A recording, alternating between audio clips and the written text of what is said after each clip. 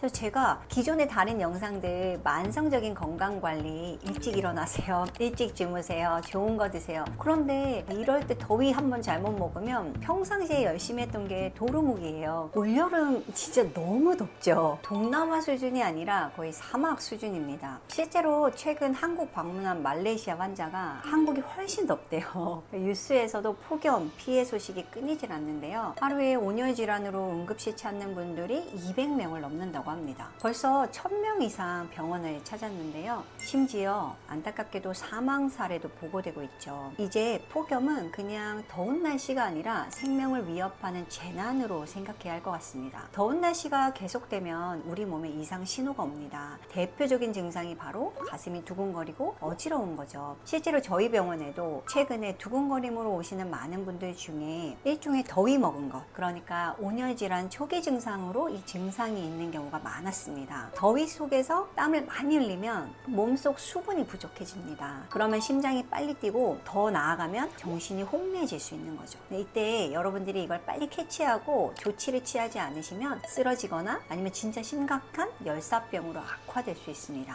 그래서 제가 기존의 다른 영상들 만성적인 건강관리, 일찍 일어나세요, 일찍 주무세요, 좋은 거 드세요. 그런데 이럴 때 더위 한번 잘못 먹으면 평상시에 열심히 했던 게 도루묵이에요. 그래서 오히려 이런 급성 변화에 잘 대처하는 게 정말 건강관리가 아닐까 해서 오늘 제가 이 더위와 또 한 가지 잘못된 루머가 있더라고요. 소금과 관련해서. 그래서 그 이야기를 좀 드리려고 영상을 준비했습니다. 최근 유튜브나 이런 걸 통해서 더위 먹기 싫으면 소금을 준비해라. 일하기 전이나 직후에 소금을 좀 먹어주는 게 좋다. 특히 야외에서 일하시는 분들이 이런 말을 믿고 따르는 경우가 많아서 실제 위험한 일들이 많이 일어나고 있습니다. 그래서 이 폭염 속에서 특히 이 소금을 어떻게 이용할 거냐, 이 이야기를 좀 드리려고 합니다. 첫 번째는 소금을 과하게 드시면 오히려 탈수가 심해집니다. 여러분, 땀 속에 소금이 있다고 하니까 땀이 배출되면 소금이 나가니까 빨리 보충해줘야지 이렇게 생각하는 건 정말 위험한 생각이에요. 우리 몸에 갑자기 소금이 또 많아지면 바닷물 마신 것처럼 탈수가 심해집니다.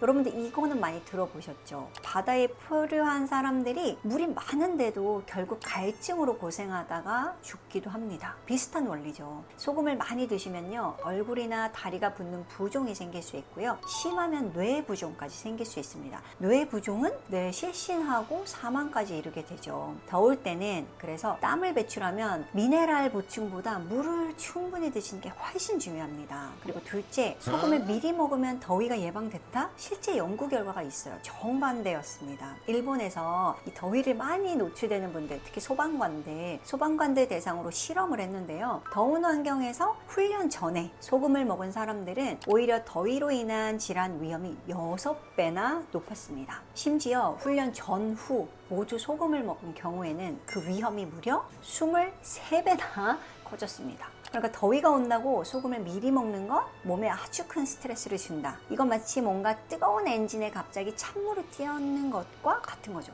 변화가 너무 급격해서 오히려 위험한 겁니다. 셋째, 땀으로 빠져나가는 소금은 생각보다는 많지 않습니다. 땀을 맛보면 짜니까 소금이 많이 나갔네? 할 수 있지만 대부분 99%는 수분입니다. 소금 아주 소량이에요. 특히 한국인은 식사로 이미 소금을 충분히 섭취하고 있으시기 때문에 일반적인 식사로 이 소금은 충분히 보충될 수 있습니다. 그래서 중요한 건 여러분들 소금 부족이 아니라 수분 부족이다. 이걸 꼭 기억하시고요. 그럼 이 폭염에 현명하게 대처하는 아주 현실적인 팁을 제가 3가지 간단하게 알려드릴게요. 첫 번째, 물은 갈증 날 때 드시는 게 아니라 시간을 정하고 드세요. 아주 더운 날은 30분 간격, 아니면 매 정시 드시길 바랍니다. 땀을 많이 흘리면 맹물보다 물론 이온 음료가 더 좋을 수 있어요. 다만 스포츠 음료는 당분이 많아요. 그래서 여러분들이 그걸 좀 보고 고르시면 되고, 소금 알약이나 소금물은 사실 필요 없습니다. 두 번째는 몸이 보내는 위험 신호를 아주 명민하게 캐치하는 거죠. 머리가 아프거나 어지럽거나 메스껍거나 하면 즉시 시원한 곳으로 가서 쉬셔야 돼요. 그리고 이 여름에는 너무 이렇게 쫙 붙는 옷보다 편한 옷, 느슨하게 입고, 또 물이나 이온 음료를 항상 가지고 있고, 또 피부가 뜨거운데 땀이 나지 않는다거나 뭔가 정신이 멍해진다면 주변 분들에게 도움을 받아서 빨리 119에 연락해야 합니다.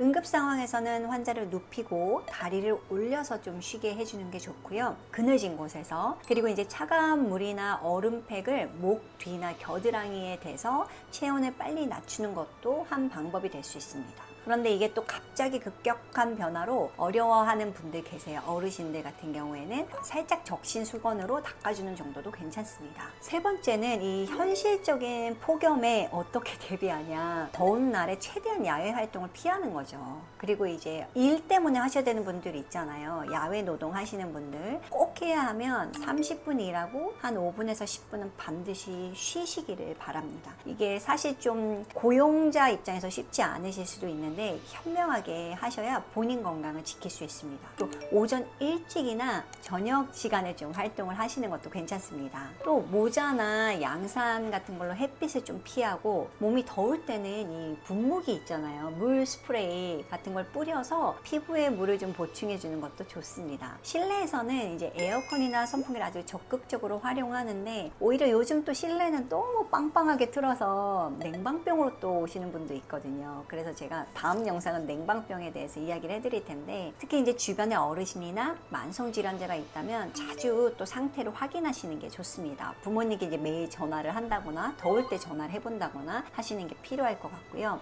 폭염은 사실 그냥 더위가 아닙니다. 우리 건강과 생명을 위협하는 그런 아주 위험한 재난이에요. 올 여름은 아주 특수한 방법, 마치 소금이 뭔가 그런 열쇠처럼 알려져 있는 잘못된 정보가 있는데 소금보다는 세 가지만 있으면 되거든요. 물, 휴식, 그리고 바람. 그래서 이 세 가지를 기억하고 챙기시면 여러분들이 큰 문제 없이 건강하게 지내실 수 있겠습니다. 올 여름은 소금보다는 물, 휴식, 그리고 바람 이 세 가지를 기억하고 현명하게 대비해서 건강하고 긍정적인 여름 나시기 바랍니다. 감사합니다.